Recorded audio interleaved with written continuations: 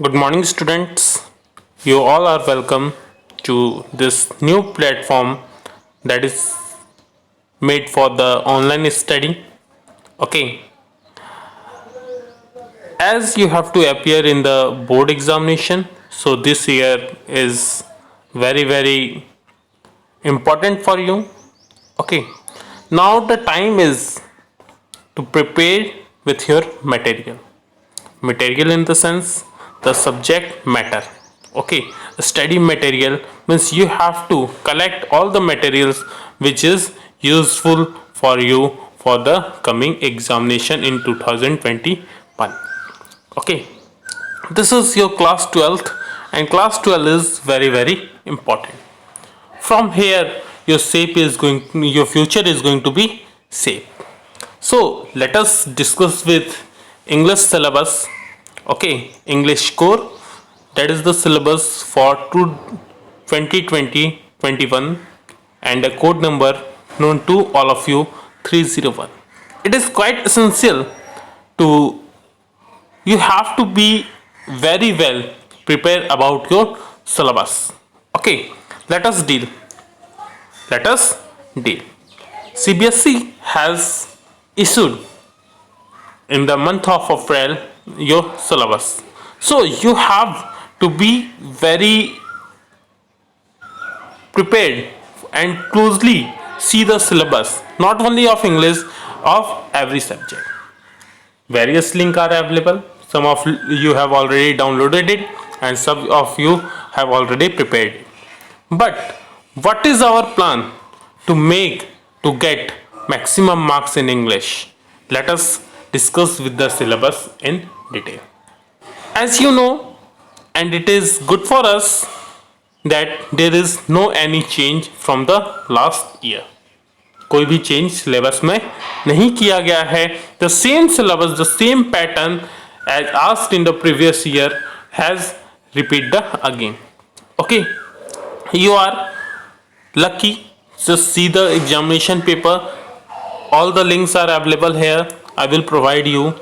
Okay, now if we talk about the syllabus, it is the paper come in the 80 marks, that is of written examination, or you can say it is the external. Okay, it is the external, and 20 marks will be given from my side, that is the internal assessment. I will talk about the same. Okay, let us discuss one by one. In the syllabus we have 4 parts. Yes, there is a 4 parts. In class 11 also you have read the 4 parts. Okay, now we have see one by one.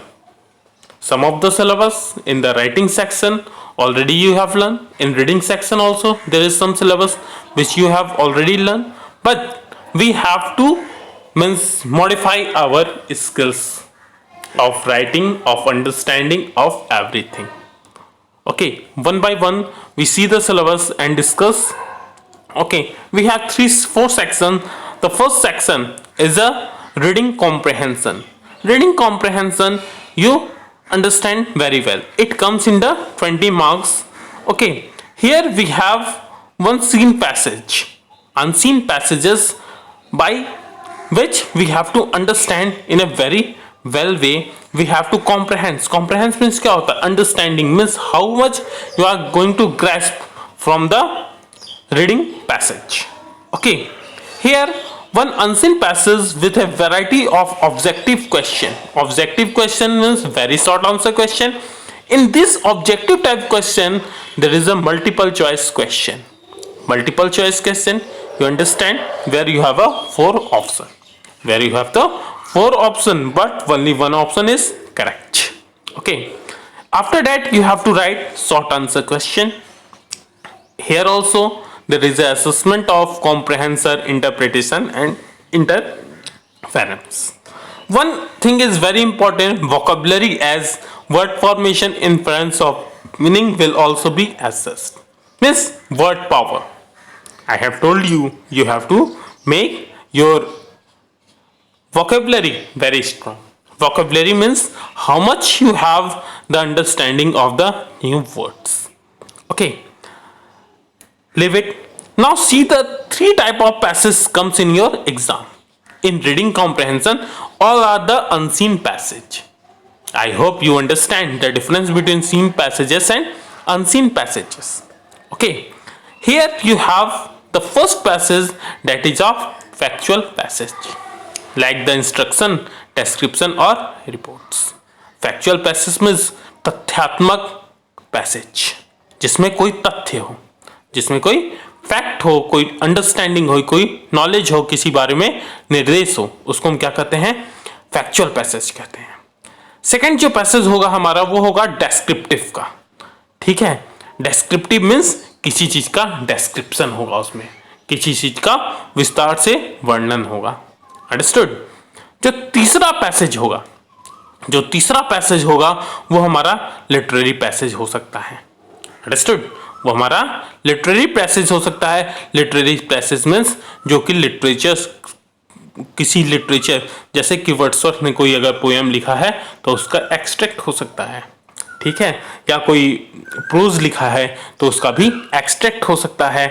AC का extract हो सकता है, biography का extract हो सकता है, autobiography का, means all the literary forms include in the same. Okay, ये पैसेज, इस टाइप के पैसेजेस आ सकते हैं। ठीक है, एक पैसेज आपका 12 मार्क्स का होगा और एक क्वेश्चन आपका 8 मार्क्स का होगा वही पैसेज में। Means these are the type of passage. कोई जरूरी नहीं है कि सारा है, लेकिन these are the passage types. Okay, so you have to prepare on the same. जो रीडिंग कॉम्प्रिहेंशन का सेकंड क्वेश्चन है, ठीक है, वो होता है पैसेज जिसका आपको नोट मेकिंग और समरी लिखना होता है। नोट मेकिंग और समरी लिखना होता है। ये आपका नोट मेकिंग 4 मार्क्स का होता है और समरी भी आपका 4 मार्क्स का होता है। The condition is same as the your previous class, that is class 11। जो आपका कंडीशन है वो सेम है, note making, summary writing. So whatever you have read in class 11 you have to keep in your mind. Regular करते जाओ, ये नहीं कि हो गया छोड़ो इसको। ठीक है, उसकी प्रैक्टिस करते जाइए। लॉकडाउन पीरियड में you have to be very well. Okay, now reading comprehension 20 marks का होता है। शॉर्ट में हम कर सकते हैं। पैसेज जो होते हैं वो फैक्चुअल हो सकते हैं, डेस्क्रिप्टिव हो सकते हैं या लिटरेरी हो सकते हैं। ठीक है, पहले पैसेज में हमें 12 मार्क्स का क्वेश्चन आता है। ठीक है, जिसमें multiple type question, vocabulary based question और शॉर्ट आंसर्स टाइप क्वेश्चंस होते हैं। और दूसरे पैसेज का हमें नोट मेकिंग करना होता है और सेम पैसेज का हमें समरी करना होता है। ठीक है, ये 20 मार्क्स आपका रीडिंग सेक्शन में हो सकता है। ठीक है, नेक्स्ट आपका आता है राइटिंग स्किल। लैंग्वेज स्किल कितने होते हैं? 4 होते हैं। लैंग्वेज स्किल 4 होते हैं। इंग्लिश क्या है? एक लैंग्वेज है और 4 skill is going to be adjust through the paper और through the internal assessment. How? Reading is 1 skill. Reading आपका चेक हो गया, मतलब रीडिंग करके आप कितना कॉम्प्रहेंड करते हैं, that is important. Okay, and how much you are able to write at this level, how much you are able to write. I think at this level all of you are able to write anything asked in the literature, asked in the English. You can convert your thought into the English. Okay, now let's see writing skill में जो आपका पहला question होगा वो 4 marks का होगा, जो कि होता है शॉर्ट आंसर टाइप। ठीक है, ये आपका शॉर्ट कंपोजिशन टाइप। इसमें आपका एडवर्टाइजमेंट होता है। What is advertisement? Advertisement all of you no. Advertisement आपका प्रचार होता है, जो किसी चीज का प्रचार प्रसार करना, उसको कैसे आप लिखते हैं वो हो सकता है एडवर्टाइजमेंट में। इसके बाद आपको नोटिस होता है। नोटिस जैसे कोई भी इंफॉर्मेशन आपको लिखना है फॉर्मल वे में तो वो कैसे लिखेंगे। इसके अलावा आपको पोस्टर आ सकता है। ठीक है, और इसके अलावा फॉर्मल और इनफॉर्मल इनविटेशन और उसके साथ साथ उसके रिप्लाईज भी आ सकते हैं। ठीक है, ये जो क्वेश्चन होता है वो 2 शॉर्ट आंसर क्वेश्चन होता है और कोई एक आपको करना होता है। मैक्सिमम वर्ड लिमिट जो होती है इसमें 50 वर्ड्स होती है और ये 4 मार्क्स का होता है। ये एक स्कोरिंग क्वेश्चन है, ये एक स्क्वेयरिंग क्वेश्चन है। अगर आप टू द पॉइंट सही चीजें लिखते हैं, कोई ब्लफ थिंग्स नहीं लिखते हैं, तो you will get 4 out of 4. Okay, so you have to be very careful in it. ठीक है, नेक्स्ट क्वेश्चन आता है हमका letter writing you are understanding since the beginning. Class 10th में भी लेटर था, 11th में भी था और 12th में भी होगा. ठीक है, लेकिन आपको अपने राइटिंग स्किल को थोड़ा सा मॉडिफाई करना होगा.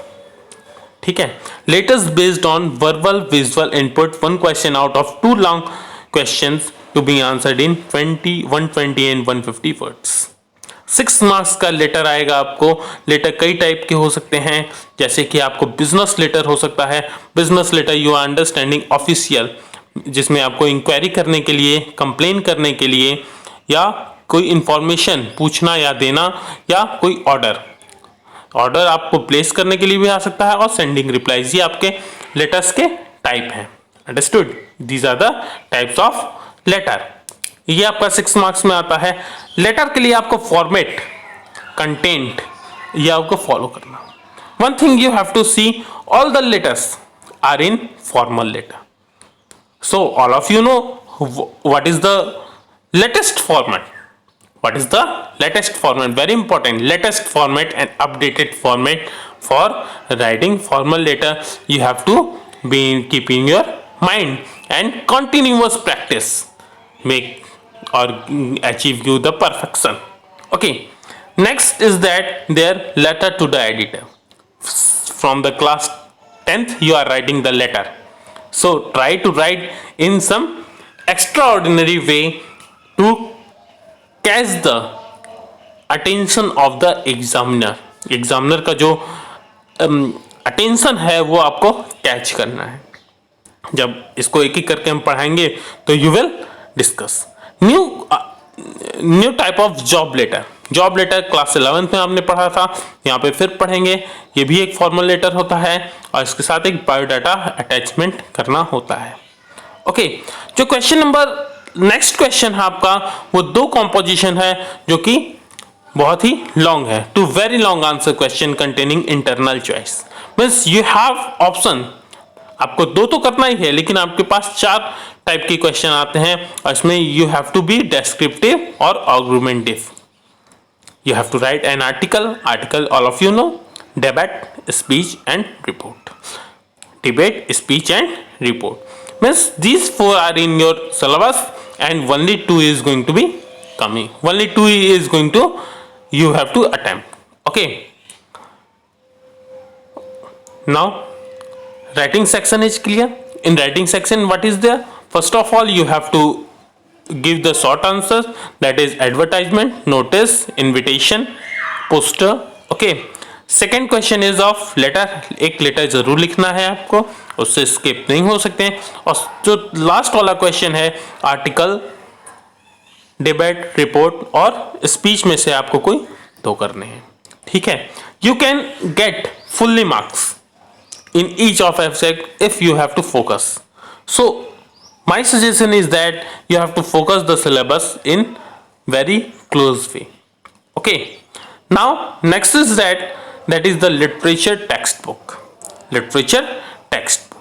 Okay, you have 2 books, Flamingo and Vistas.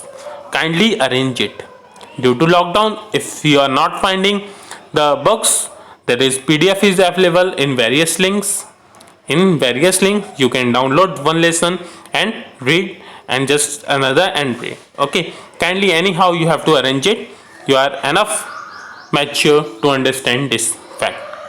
Okay, next is that flamingo विस्तार से किस टाइप के क्वेश्चन आएंगे. पहला क्वेश्चन जो होगा वो एक्सट्रैक्ट बेस्ड होगा.